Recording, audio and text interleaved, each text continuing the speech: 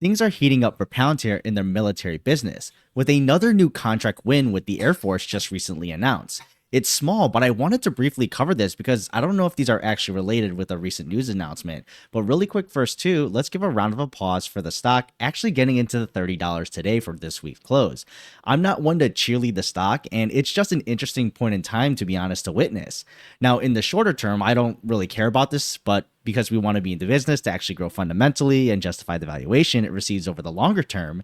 And of course, for those who are longer term visionary shareholders, see that this can be much bigger, and we're seeing a different kind of end game than, say, someone who's at it for what it is today.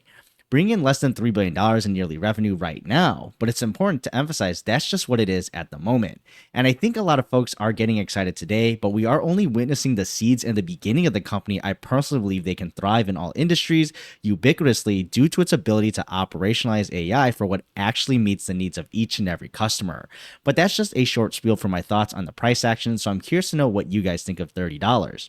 Now, what I was alluding to in the beginning of the video earlier today, I talked about their memorandum of understanding that was just signed with a South Korean company, and that's to develop unmanned surface vehicles. And yes, we know Palantir has experience with this already with the US, but just today we get a new contract announcement with the Air Force, an $8 million contract for 1 year.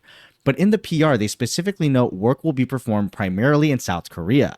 Now, timing wise, this is interesting, and if they are or aren't related, that's besides the point. It seems amongst US allies, South Korea seems to be getting a good amount of attention of Palantir, considering their recent work with Hyundai also with the unmanned sea vehicles that they are developing too, and that's also in conjunction with the headsets.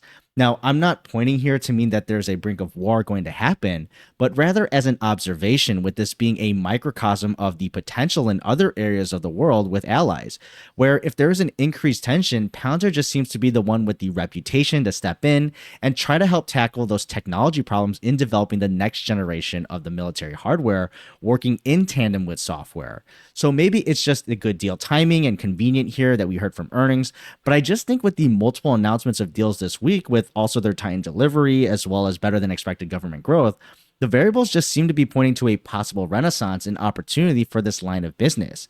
But we'll see how this turns out over the longer term. Let me know your thoughts below, and I'll see you in the next video.